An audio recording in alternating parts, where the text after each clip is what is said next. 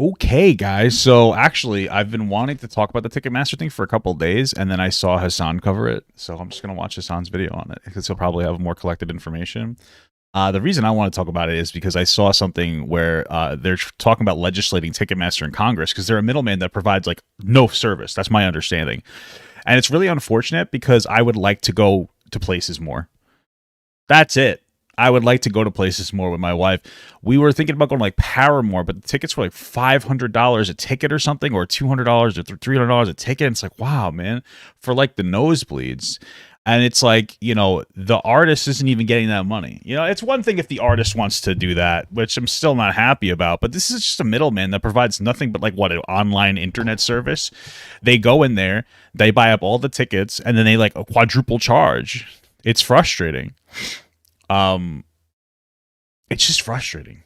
So, yeah, let's watch this. Lawmakers are taking on Ticketmaster over the Taylor Swift pre-sale debacle. There's a bunch of popping off. Ticketmaster got a grilling from senators yesterday over the recent meltdown when Taylor Swift tickets went on sale for her latest tour. The company's domination of tickets. It's crazy how Taylor Swift is like the biggest artist. She's like the Kanye of white people. It's crazy. Ticket sales for live events also came under scrutiny. Nicole Killian spoke to lawmakers and fans who want to make sure there isn't another meltdown. Using Taylor Swift's lyrics, Ticketmaster ought to look in the mirror and say, I'm the problem. I love it. I love old men who say like trendy things out of tune. Because that's me. That's me as well. It's me. Senators blame Ticketmaster for botching. Oh my God! Stop. Oh, Hassan looks he looks very clean. He looks a little Cuban and a little gay. Not in a bad way, but stop. Oh my fucking okay. Yesterday the Senate held a hearing about Ticketmaster's monopoly power, prompted in part by the platform's mishandling of a Taylor Swift concert. They activated the Swifties, okay? And Swifties are a stan community that revolves around a white woman, okay? So they are going to be a little bit more powerful than other stan communities. Good. Give Taylor Swift the power. She was silenced by Kanye. Okay. Specifically in the United States of America for obvious reasons. Come on. Not saying that like Swifties are racist or anything. I'm just saying that in a white supremacist country, if you have oh my God, come on, bro. Why do we have to load everything with like whiteness? Taylor Swift is very based. She just makes good music. She dates guys and then all of them break her heart and it's not her fault somehow. Okay, I get it. White people, I like to make some jokes. We don't have to talk about how everything's white supremacist. Okay, just relax. All right, relax. We get it. Systemic racism, guys. It's not good, but it's not good. But good point. Destiny's also in his bisexual phase with the blue hair, so I guess Hassan is just feeling off that vibe. You have stan culture, and you've been able to activate a lot of white ladies. Yep. You now have one of the most powerful coalitions, one of the most active coalitions, one of the most powerful coalitions in the country. Yep. Okay, I am terrified. Coalition of crackers. The Ritz Coalition, baby. Of the Swifties. Always say with an A. Because then it's not racist, okay? If you say it with the hard R, no good. I do not want their wrath. I love them. I'm a big fan of Taylor Swift. I like everybody, okay? Just for the record. Anyway, so what did billionaire-owned Bloomberg and Washington Post write about in their op-ed section? Taylor Swift can stop slagging Ticketmaster. The much-maligned ticket seller isn't perfect, but an intervention from Congress won't help consumers or stars like Swift. Why wouldn't it help consumers if they can cut out that middleman like that massively upcharges? Washington Post also posted the same Bloomberg article. Taylor Swift can stop slagging Ticketmaster. I fucking love this country. Oh my God. Swifty, they are so transparent. The media's role is to simply protect capital, okay? It is not to attack capital, but it is rather to protect capital. They're like, oh, come on. This monopoly, it should exist. It's actually good. Please. Here, all right. More Perfect Union also obviously has a great 10-minute video on the process. We'll talk about the lawmakers, and then we'll get to the. Actually, you know what? Let's start with this first. Springsteen fans were outraged to find that ticket prices for his current tour was high as $5,000. Wow, that's crazy. Springsteen's fans have never felt cheated until now. $5,000 a piece. $5,000. Would you really? This is Springsteen fans. That's why Fox News is covering this. Springsteen fans are, apolitical. They're older. Pay $5,000 to go see your favorite band? No. I can't do that. That's a bit much. It's unfortunate because like some people will pay that much. And if they can't get the money, what Ticketmaster will do is they'll price drop it on like that day of, so people will go and they'll fill out the seats. But yeah, I mean, listen, the only service that Ticketmaster serves is a guaranteed buyout for particular concerts. So if you're a person that's at like whatever concert that you're at, or if you're somebody holding the event, you're like a musician, it's good to see that everything was sold out and that you get paid, and that's cool and all. But they jack the prices up so horribly that it ruins the experience for people. And it makes it so that like either you don't really get to go or you have to pay an arm and a leg. And it's just too much. We can thank a predatory new business practice for that. It was introduced by Ticketmaster, and they call it dynamic pricing. It's an experimental technique, and it's pissed off everyone, from fans to venues to performers themselves, including the boss. Bro, dynamic pricing is just well, it's just the way it's that they use like an algorithm that will change the price of the ticket based on the time of the day, the amount of interest, the amount of people who view the page, and your settings. My wife and I, it was bizarre. We were looking at that Paramore concert I was talking about before, and both of us got different prices, and it was also different if we like turned the internet off or something. It was so weird, or rather, if we went on incognito mode. It was really weird. They're doing the most to min-max everything, but it doesn't have to always be about as much money as you could make. Sometimes it's just about having an enjoyable experience with like a set price amount of tickets, you know? another way to say price gouging, okay? Sure. That's it. That's what this is. And the funniest part about this is that like people get mad at this stuff and they say price gouging, whatever. But like that's how Hey, thank you so much for the media cut, brother. capitalism works. This is just more capitalism built on top of the regular amount of capitalism. Listen, capitalism isn't that bad. There are problems with it. This is one of them. Healthcare is another one, but we don't have to come. I don't even know why. All right, we're getting into it, guys. It's almost February. I should have expected the chill phase, the January chill, to go away soon, and we're gonna get into the February funkin', and everything's just gonna be fucking. You know, I hate capitalism the most out of anything. Which listen, there are problems, but it's like, oh God, it's like Jesus, you're like a dog barking at this point. It's like I get it, you know. You're getting mad at more capitalism. Uber does this. Airlines do this all the fucking time. It's just the same thing. What do you mean? It's supply and demand. We're just doing supply and demand. So, how can Ticketmaster get away with it? Because they are the bullies of the music industry playground. Ticketmaster and Live Nation, which is the same company, but will... I think the biggest problem is I don't know if there's any other like legitimate mainstream contenders with Ticketmaster. And I think that's the biggest problem is that they are effectively a monopoly. Like, listen, I'm not like I've taken a few airline trips. I haven't had any problems, but I probably don't know enough about it. But there are multiple different airlines that you could generally choose from. But it seems like Ticketmaster is the only like really big dealer. You know, they have like they pretty much get the first buyout on tickets in most like big venues. So you know, that's the biggest problem is that there's really no competition, and that's why it's something that needs to be broken up, right? We'll get to that later. Can basically do... Like, if you think this isn't happening in every facet of your existence, I don't know what to tell you. Why the fuck do you think egg prices are what they are currently? Why the fuck do you think the price of flour is up 50%? Okay? Why is that happening? Why do you think that's happening? It's not just the avian flu. Apparently due to collusive schemes. Egg price rose 6%. One farm group claims it's a collusive scheme by suppliers. Interesting. So they're claiming that the suppliers are getting together. You know what's interesting, though, that Hassan brings it up? I should have saved the TikTok because it would have been really good. But apparently there is this new service for landlords, not for people who buy in, but for landlords, where what it does is it's a program, it's like software that is able to collect data from everybody around them and then figure out how much they could charge people. The most landlords charge the absolute most for people that they can get on their properties. And I forget why, but somebody said it's kind of illegal because it breaks some kind of like agreement. I don't remember the specifics. I wish that I had the original video, but like you know, as annoying as the capitalist like fucking screaming is, he's not really wrong. Like there is a lot of just like, you know, like with the eggs, there's a lot of people that are claiming there's like farmers are claiming that it's like, or they're claiming that, or excuse me, some farms are claiming that it's a collusive scheme by suppliers. Then you have like the issue of Ticketmaster. Then you have the issue of like landlords and shit. You know, there are like a lot of ways where you look at it. You know, go to the hospital, you pay $30 for a fucking Tylenol. I mean, it's kind of the truth. I mean, it's like we have jacked up healthcare prices, and then when you go to the hospital, like the healthcare says that, you know, your insurance company like will bargain with them to get the bill down. And then like, you know, it doesn't even get to a normal area. Everything is pretty fucked. We're just kind of used to it. But yeah, I mean, it's really everywhere. You know, we're talking a lot about dealerships now, where like dealerships are designed to upcharge you as much as possible on a fucking car for no reason. The only way that you can get a car and get a decent deal is if you're there for 4 hours after you've already done 4 hours of research on how much you feel like you should have to pay for the car. I mean, there really isn't a place you can go to say this isn't a fucking problem. You know what I mean? I mean, we're getting the pee-pee in the butt.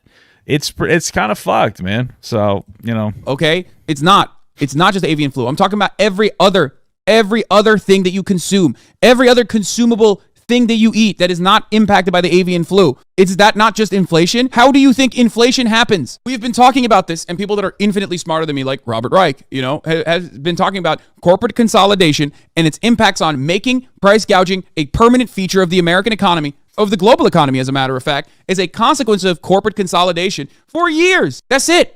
That's just, it's not, inflation just means consumer price index implies key goods that you need to consume to survive have gone up in price. That's what inflation is. That's just simply what that is. But yeah, no, I get what he's saying. Like, inflation is a thing, but then there's factors to inflation. Like, one of the factors might be like avian flu outbreak, but then there could be other factors as well. Like, you know, people trying to price gouge. It's just like one of the many factors. I have like another mustache hair going on my nose. But the way people learn about inflation in the media makes it seem like it's magic. It's not. It's not magic. Ultimately, people make it seem as magic. though corporations have no other choice but to increase prices of key goods, right? Ultimately, corporations could choose not to do such a thing, okay? Maybe take a hit on their profit margins, but they don't do that. They keep increasing the prices. So if that was the case, if this was motivated by this like unshakable rule, if this was like a natural law, then you wouldn't see prices go up for things like the oil barrel, okay, or crude oil, even if the demand was stable or even if the supply was stable. But that's not how this works. There is so much uncertainty involved in the pricing process. And that is because monopolies, like obvious monopolies, like the cartel that you consider to be OPEC, have complete control over supply and even complete control over the pricing. In other places, in other instances, in other avenues, areas where you do not think that there is this corporate consolidation or an actual cartel like OPEC just personally saying, we're going to control the price here, okay? You have still functionally oligopolies, which are identical to how OPEC operates. That's it. What do you think it means when there are 6 mega corporations that sounds like a bad swimmer. Control pretty much the entirety of your entirety of food choices. When you go to the grocery store and there is like 1,000 different brands of fucking cookies and shit, those are still all coming from like a state of limited competition in which a market is shared by a small number of producers or sellers. Okay. It'd probably be good if you could qualify that. I gotta trim my fucking nose hairs. 3 to 5 to 6 different corporations. That's it. Do you know how easy it is to manipulate prices amongst 6 corporations? An example I use regularly and routinely is airliners, okay? There used to be a lot more airline companies in the United States of America, but corporate consolidation and monopolization has created a process where there are, unfortunately, usually one fucking airline for certain markets, not more than one, just one, okay? In other places, you have 2 or 3, max. Now, when your 3 airlines get together, they can very easily apply the same practices. They don't have to get behind a closed door, a cigar smoke-filled room, and decide, all right, you see, we need to change the prices of the airplane tickets together. It's called price leadership. One airline does it, and then the other airline follows, and then the other airline follows through. When there's less competition, when there's no competition whatsoever, they do this thing called price leadership. Interesting. I want to look into that because you'd think that the natural flow is if one airline starts charging a lot, the other airlines will just start to reduce their prices or maintain their prices because then they would just eat up the competition. Follows through. When there's less competition, leadership. One airline does it, and then the price of the airplane tickets together. It's called price leadership. One airline does it, and then this thing called price leadership. They cut certain aspects, or they make you pay for certain aspects. They paywall certain aspects of the trip. They add insurance. They add a whole bunch of hokum to try to take more money from your pockets for the same exact services they're providing. When one company does it, every other company follows. That's known as price leadership. It is very different legally than price fixing, which would be illegal, except it's the exact fucking same thing. There's just no backdoor deal. This happens Okay, so I guess price fixing is just when they go into a room, or not a room, but and they make an agreement to like set particular prices, and basically like a bunch of companies turn into a singular like a guided unit for like a monopoly type of a thing. Whereas here, it's just like the big guy says this is how much it costs, and then everybody just kind of follows suit. Okay, interesting. Okay. Is in every facet of your existence. Everything that you touch, everything that you consume has some level of price leadership baked into the prices, and that's how inflation happens. That's how corporations, agricultural providers, which by the way are only sustainable as a consequence of the American government subsidies. Remember that. People say there's no central planning happening in the United States of America. That's not true. There is absolutely central planning, especially in big agra, which is over-reliant on the United States government subsidies that are being paid for by your taxpayer dollars. Those companies decide to control, manipulate the supply of food, okay? And the one thing that I'm having, like, because I'm reading into it on the side, and like a lot of, and like, you know, what he's saying makes sense, but then also a lot of them are talking about like price leadership tends to happen in particular avenues or particular areas where there's multiple services that are effectively providing the exact same service. There's just different firms, different offerers of the particular product. And usually price leadership refers to a reduction in the price as much as possible. Because consumers, since they're getting the same product basically from everywhere, they're going to gravitate towards the cheapest price. So like, yeah, I mean, when it comes to the airline,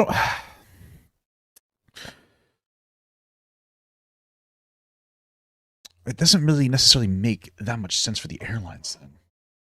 I'm going to look more into it while we're looking at this. decide what the prices of food is going to be. It's not controlled by like invisible levers or some shit. It's not magic. It's not something that companies can't do or can't insure themselves against. It's just done deliberately because they can get away with it. In the absence of government regulation, companies will always try to squeeze more dollars out of you, the consumer. That's how it works. Sure. That owned by the same 5 companies. Junior Turtle, thank you for the 5 gifted. Smallest to largest. Number 5 is Kellogg's Group that controls 30% of global cereal market and owns brands like Pringles and Pop-Tarts. Finally, it's the first company to advertise on Times Square and the first cereal to go to space. All of these iconic brands are actually owned by one company, Mondelez International, that was incorporated just in 2012. The third company owns all of these products and is actually one of the world's largest family-owned corporations. So the Mars family still owns 100% of Mars stock. PepsiCo Group is actually 3 times larger than the Coca-Cola Group, and it has all of these brands in its portfolio. Number 1 is the biggest food company, including Mountain Dew, baby, in the world with $100 billion in yearly revenue. It's called Nestle. Doesn't Nestle like steal water from other countries and then sell it back to them? We watched a video about that a while ago. It's pretty fucked what some of these companies do. And it comes from Switzerland, dates back to 1860s. It owns Nescafe, Kit Kat, whole bunch of sparkling water, Nesquik, and 2000. All right, I'm just looking at this quick, and it's not going to be super in depth, but I looked into like why our flight price is going up, and they say that there's like many factors. The increased cost of jet fuel, which makes sense because fuel costs are going up in general. Staff shortages, that also makes sense. So I would imagine you have to pay like overtime for people. I have flight cancellations. I'm not entirely sure why that would cost money. But okay. And increased demand for travel, which that basically says that like we could charge more because we only have so many airline seats and you're going to have to suck it up. So, okay. Other brands. You think you have a choice. You think you have so many different variations, which you do, but they're still all owned by 5 fucking mega corporations. What? 5 guys. Burgers and fries, baby.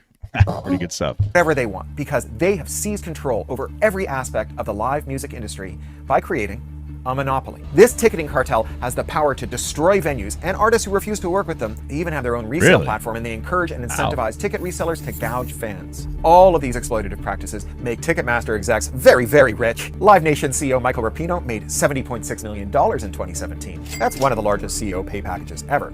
But here's the twist. This entire monopoly. I'm really curious how they can ruin people like the musicians' careers. Was helped along and enabled by our elected leaders. So how do we get to a point where the people in charge of preventing monopolies are enabling monopolies?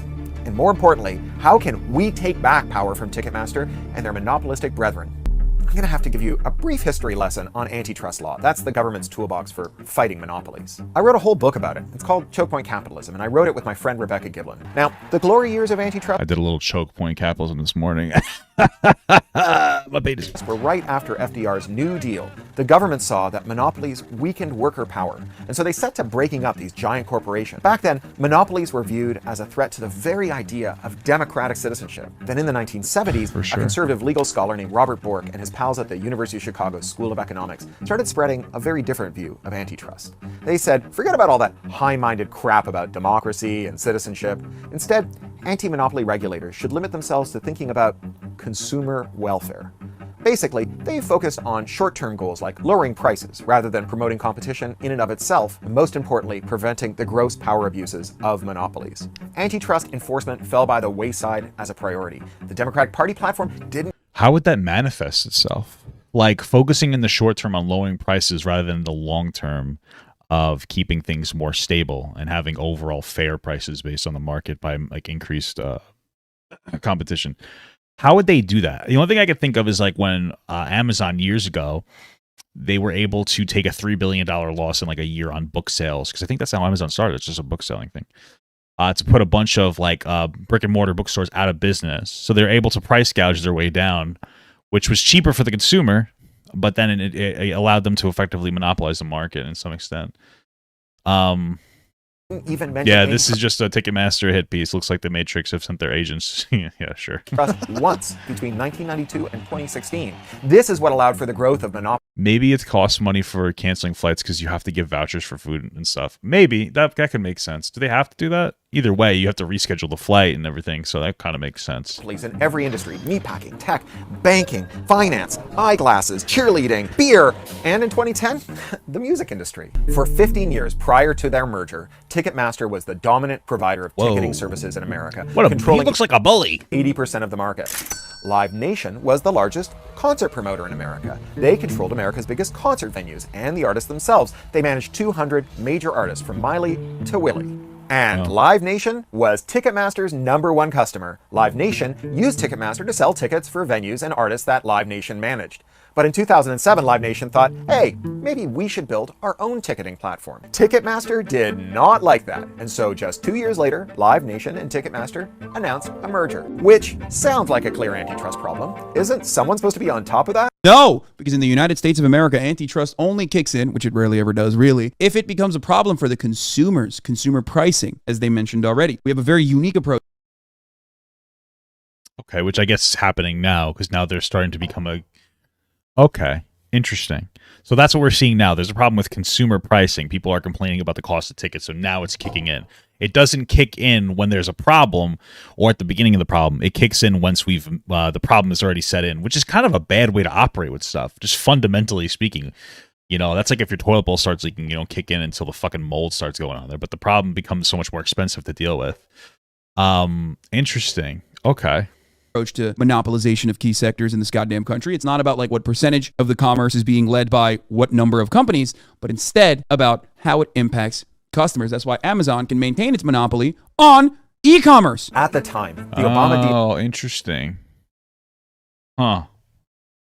Okay. DOJ's Makes top sense. antitrust cop was Christine Varney, who Of course. A woman. Of course, the reason a why I woman. say it doesn't even kick in Yeah, but of course, a woman. That's why everything's going to shit. with consumer pricing protections is because that's why we're here. This is the problem. It's not. Of course it's not. Because the government does not work at the behest of the citizens and regulate corporations. The government works at the behest of corporations. So, of course, when companies monopolize and they are desperately trying to find new ways of generating profit and increase profits, as profit rates have a tendency to decline, okay? Or no matter what happens, they are going to slowly but surely keep increasing prices. They're going to keep increasing prices over and over again. And at a certain point, it's going to get to a situation where consumers are impacted by this. Consumers do recognize it. But then you say, that's just inflation, dude. That's just inflation. We have a way to deal with it. It's just considered to be authoritarian. It's considered to be unimaginably un-American. So here's where we're at with lawmakers and their take on Ticketmaster over Taylor Swift's pre-sale debacle. A pre-sale rollout last year for the pop star's upcoming tour. The way your company handled the ticket sales for Ms. Swift was a debacle.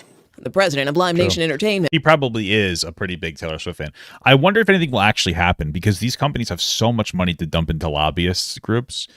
But then again, like there's so much like public attention on this that things might actually finally change. But it takes like drastic public outcry for stuff like this to actually change. Which operates Ticketmaster told the Senate Judiciary Committee the concert promoter anticipated high demand, but computerized bots attacked their system. The attack requires to slow down and even pause our sales. This is what led to a terrible consumer experience. Did somebody DDoS Ticketmaster?